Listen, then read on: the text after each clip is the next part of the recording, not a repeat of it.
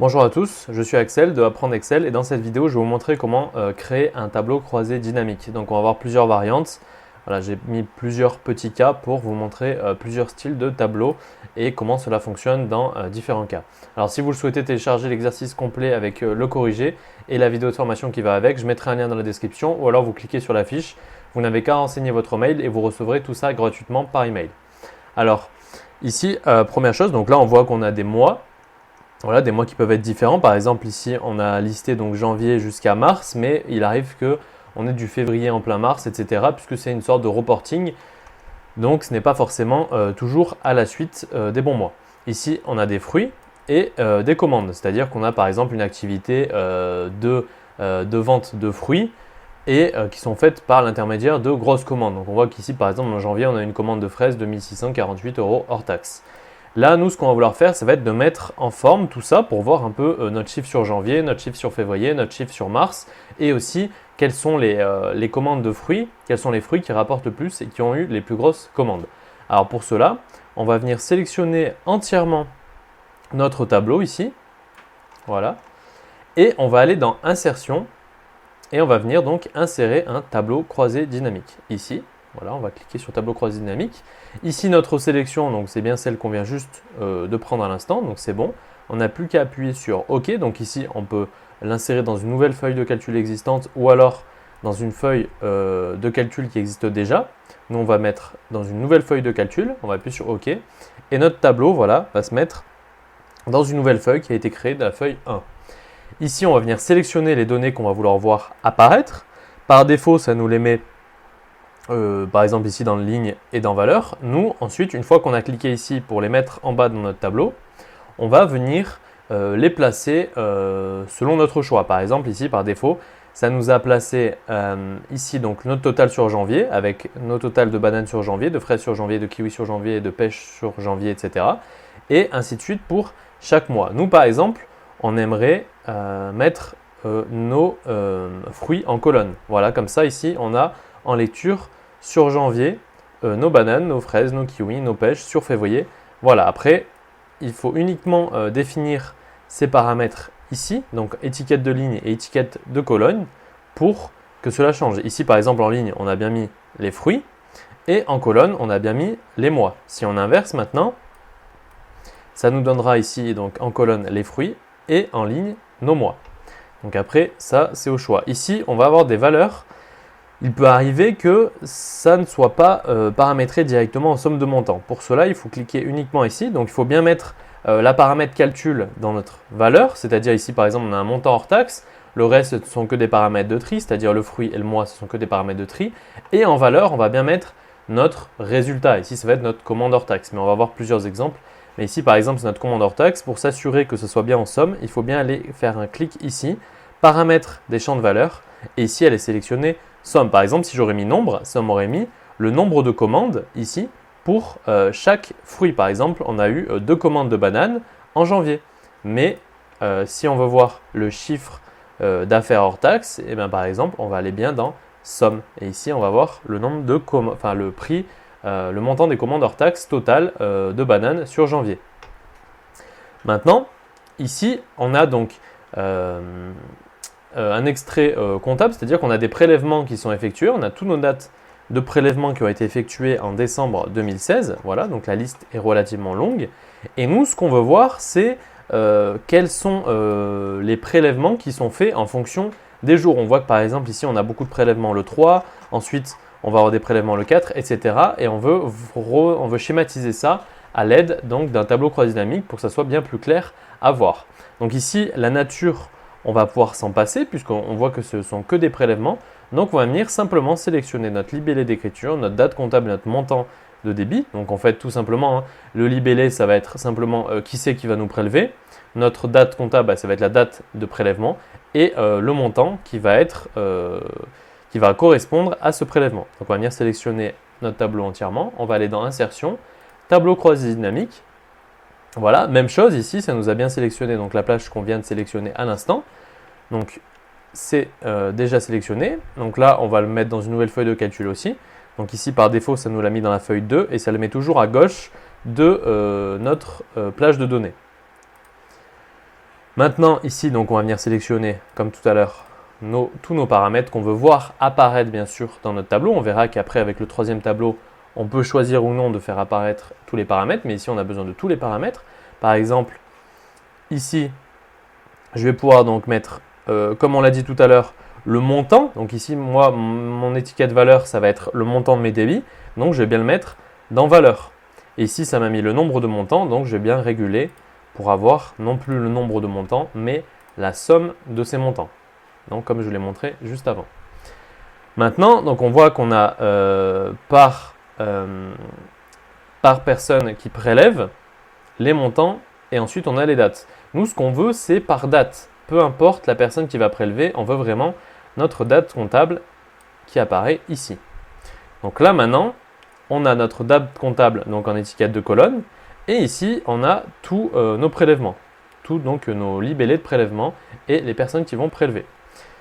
Donc ici, c'est bien plus clair puisqu'on voit que par exemple, on a 158 000. Donc après, par exemple, bien sûr, on va pouvoir faire une mise en forme ici en faisant un clic droit, en allant tout simplement donc, dans le format de cellule. Voilà, dans nombre. On va mettre 2 décimales et on va utiliser le séparateur de milliers pour que ça soit plus lisible.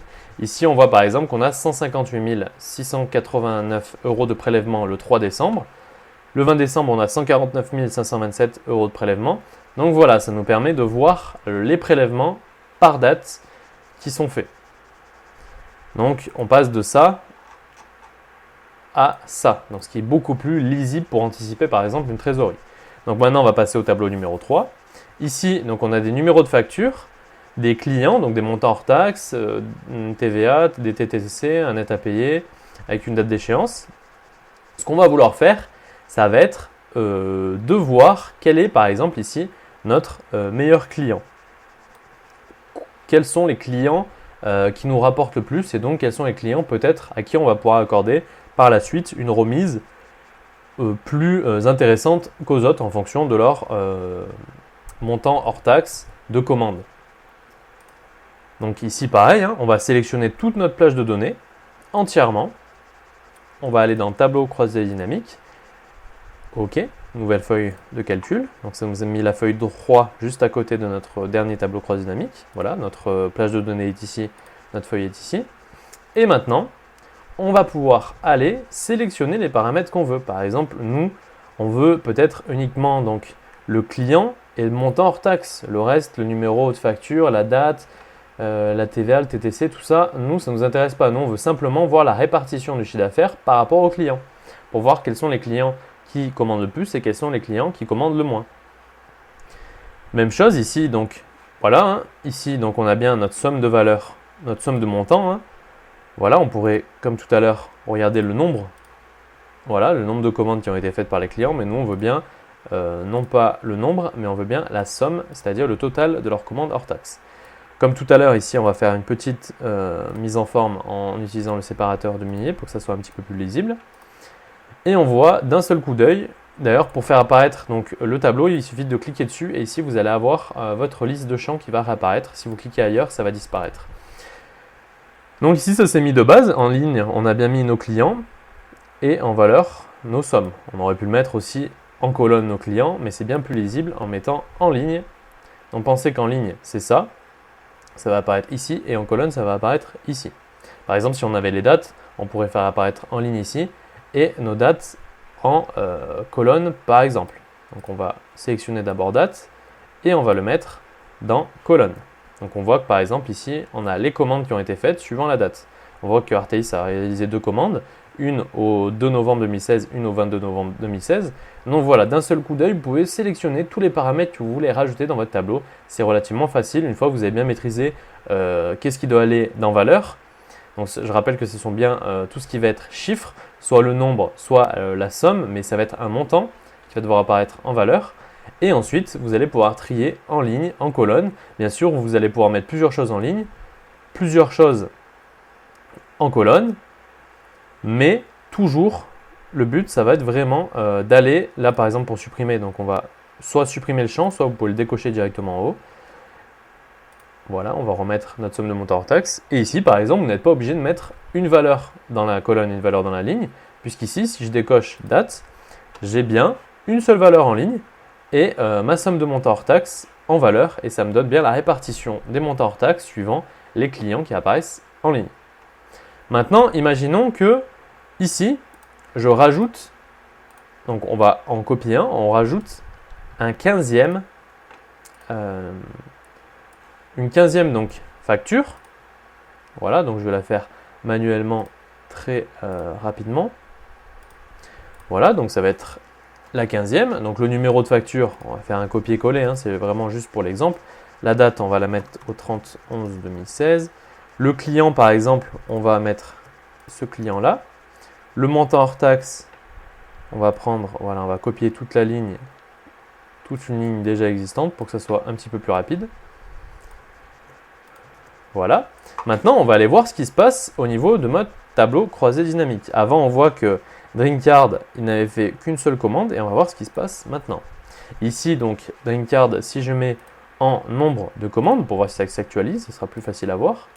On voit qu'il y a donc une seule commande. Maintenant, je vais faire un clic droit ici et actualiser mon graphique et on voit qu'il y a 2 commandes. Ça a actualisé tout seul, ça a pris en compte cette ligne nouvellement créée. Et donc, ça a bien repéré que c'était Drinkcard, comme ça s'écrit exactement pareil qu'ici. Et ça a rajouté à Drinkcard une facture. Et donc, du coup, forcément, son montant hors taxe de commande va être augmenté de cette facture qui vient d'être rajoutée. On voit bien que Drinkcard, si on additionne ici donc 262 et ici 757, ça nous donne bien le résultat ici de 1019,60. Maintenant, si j'avais non pas, là ça nous l'a pris en compte directement dans notre tableau. Pourquoi? Car j'ai rajouté ma donnée depuis le haut. Ici, moi j'avais sélectionné toute cette donnée. Donc en rajoutant une ligne, Excel l'a automatiquement pris dans sa nouvelle base de données. On voit qu'ici maintenant, si je vais dans changer la source de données, on voit que ça m'a bien pris, ça m'a rajouté une ligne dans ma source de données. Avant, ça s'arrêtait à 15 et ici, ça m'a bien rajouté automatiquement une ligne. Maintenant, si je fais la même chose mais en rajoutant une ligne par le bas, par exemple, je vais rajouter cette ligne-là, donc Optic Market. Voilà, donc je vais appeler par exemple la facture 0. Et que maintenant, donc Optic Market, il avait fait combien de commandes juste avant? Il avait fait donc, ici, donc je vais bien mettre en nombre. Voilà, donc Optic Market avait fait donc 2 commandes. Donc les 2 commandes, il y en a donc une ici et une ici. Est-ce que maintenant, si j'actualise, ça va prendre en compte ma 3e commande? J'ai actualisé, ça n'a pas pris en compte ma 3e commande. Si je vais dans mon champ de source de la donnée, on voit que ça ne l'a pas rajouté puisque je l'ai rajouté par le bas. Donc Excel ne l'a pas directement pris en compte. Donc là, si vous voulez que ça soit pris en compte, il faudra bien donc faire le chemin que je viens de faire, c'est-à-dire cliquer sur votre tableau croisé dynamique, aller ici dans les options, changer la source de données et ici vous allez sélectionner votre nouvelle page de données qui va bien prendre en compte notre dernière ligne créée. Après, rien ne vous empêche d'aller rajouter des espaces vides au cas où pour anticiper la création de quelques lignes supplémentaires. Et on voit qu'ici maintenant Optic Market a 3 commandes qui ont été réalisées. Donc voilà pour cette vidéo.